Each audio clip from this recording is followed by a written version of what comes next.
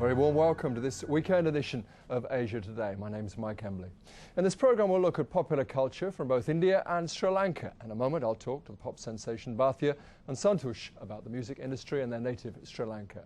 And the journalist Sunny Hundal will be listening to some of their hits. I'll ask him how easy it is for Asian acts to break in to the global market. With the recent headlines from Sri Lanka dominated by violence, it's easy to forget the country's vibrant cultural scene. A 10-day open-air festival in central London, organised by the Sri Lankan High Commission, is showcasing the best the Indian Ocean Island has to offer. It features food, it features art and a musical extravaganza. Pop music from the subcontinent tends to focus on Indian music, so let's find out more about the Sri Lankan music scene. With me in the studio, the pop duo Bhatia and Santosh. Since they formed in 1998, they've had 9 #1 hits in Sri Lanka. We'll hear just a bit of their music very shortly. Also here, Sunny Hundal, editor of Asians in Media. Welcome to you all. First of all, let's hear some of that music straight away.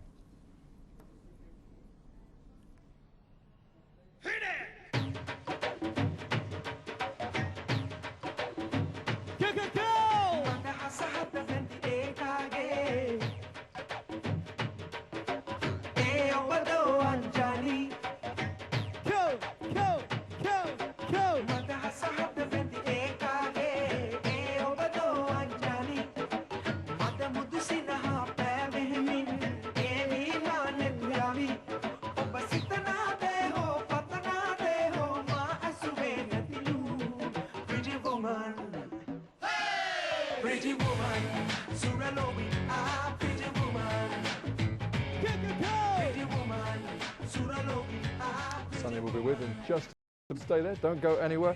Bhatia, Santosh, welcome again. As I say, what are your feelings as you watch that? Tell us more about where you were performing as well. Well, actually, we performed maybe for the past 5 or 6 years. We've been performing around the world, plus in Sri Lanka, and that was like a grand concert we did. It was about 3 months ago, back in Sri Lanka. What does it feel like when you watch yourself performing? Feels good, you know. It feels really good. It feels good, yeah. It was good? Yeah. It feels really good. 9 #1 hits is pretty hard to argue with. People like you. I suppose so, because then say we've had about 9 to 10 hits in Sri Lanka since '98, and in the recent future we'll be launching like international album for the Indian market basically. So things have been going pretty good, yeah. The Sri Lankan music scene. Why do people like you? Well, I guess for various reasons that there is a demand for sort of young, vibrant music, especially in the subcontinent. And the industries there have always been very big, especially in Hindi music, and I guess these guys do a sort of a fusion of Western as well as Hindi music, so it works well with the younger audience. Yeah, the fusion was exactly the word I was thinking of. There's all kinds of influences going on there. Drawn from where? Give us some ideas. Well, actually, Sri Lanka is a country. We are quite rich in history, and even the culture and all the traditional sounds and the ethnic stuff we have is quite rich. So basically, what we do is we have a blend of that plus all the rich and the groovy sounds, or the hip hop sounds. Basically, we'll groove up the thing, and it's like an ethno energy we produce here. Can you identify things that make it recognizably, particularly Sri Lankan? Actually, I think it's more on the percussion and stuff like that, yeah. In the beats? Yes. And yet a lot of those beats are recognizably Western as well, aren't they? Well, true enough. As in, it does sound Western, all right, because currently the music we do, we try to bring in the ethno, combine the ethno sounds with the real Western sound, because unless you combine sounds like that, you really can't get to the international audience. How easy was it for you to break into the music industry in Sri Lanka? Can you think back that far? Well, actually, what happened was, what we did was, as I said, bringing out this international flavor, because out there in the world, the Sri Lankan flavor has still not been explored. For example, you take the Aboriginal sound of Australia. The world knows, but this ancient sound of Sri Lanka, when you mix with the real pop music in the world, it's a real awesome hypnotic sound. So suppose it's gonna come to the world very soon. Sunny, how is this going to go down with British Asians in the UK? I think we'll have to see, but the UK audience, especially British Asians here, are quite used to listen to Hindi music, and these guys do it in a language that they'll understand. So you know, because of Bollywood, as we saw, that's been tremendously big in the UK. So because of that, and because of the fact that there's an increased demand for urban music to come out of India here, then you know there's a big market over here, and especially also in the USA. The USA has got a lot of South Indians there.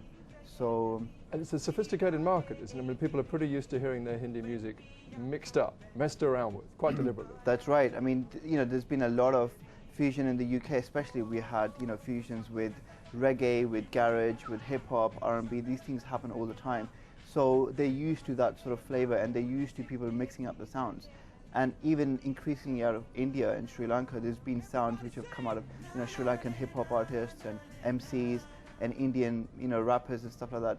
So you get a lot of that coming over now to the UK, and I think that people just sort of accept it and just sort of, you know, are increasingly used to it. Let's just bring up some of the sound, some more of the sound if we can on Arthur and Santosh.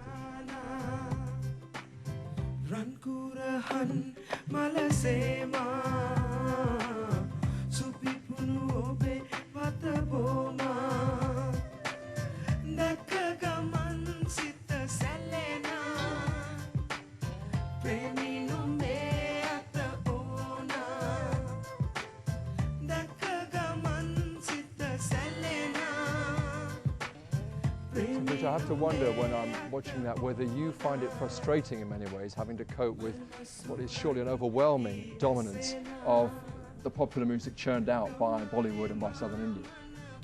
Well, sometimes yes, all right, you know, because there is this sound inside Sri Lanka which has not gone on to the world, and you know, we know it's really awesome.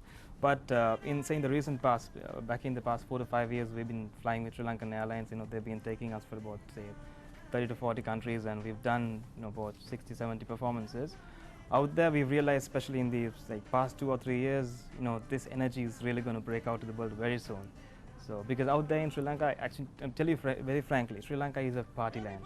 You know, we are very hospitable people, and you know, we love to, you know, enjoy, and that's all about Sri Lankan is. So, I think very soon, this energy of Sri Lanka is going to go out, and it's going to be one heck of a party thing. I mean, this is clearly party music as well, and I don't wish to judge it by any other, come at it from any other angle, but you have to wonder, you talked about the history of your country. There is a little too much history going on in the north, isn't there? Serious ethnic violence going on there. How much does that impinge on the lifestyle of people elsewhere in Sri Lanka? Well, I suppose it's like this. I mean, yeah, true enough, there has been a peace, you know, during the past 3 to 4 years there have been peace in the country, and right now there is a little bit of disagreement happening. But I suppose with regard to the leisure sector, you know, with regard to the leisure industry, the entertainment, you know, where the life keeps on happening, there hasn't been much effect with regard to that aspect. As in, I mean, with regard to violence, of course, you know, everywhere in the world, you know, that happens. Do you find yourself bursting at all to write about it, though? Well, because right about, in sense, we have done some peace songs and stuff like that. But right now, with regard to people, you know, what they really want is, you know, Sri Lanka is a wonderful country. So, you know, basically put that out to the people, that kind of thing. Sonny, who would you say are the most common role models for young Asian music makers these days? In the UK? Yeah. Well, in the UK there is a wide spectrum of people. You have the Bhangra music, which is primarily Punjabi dominated. There's people like Rishi Rich, Jay Shon, Jagadi, and you know, older artists there. Then you've got the hip hop sounds. You know, there's a lot of people who do hip hop over here. Then you've got an increasing amount of urban ethnic techno as well, techno drum and bass music coming out. So, you know, it's hard to characterize Asian music in the UK or even across the diaspora as sort of one sound. You know, there's so many different music styles happening. So, you know, it's difficult to say. Sonny, thank you very much. Bhartiya, Santosh, thank you all very much indeed. Thank you for watching. That's it from this weekend edition of Asia Today. From me and all the team here, bye for now.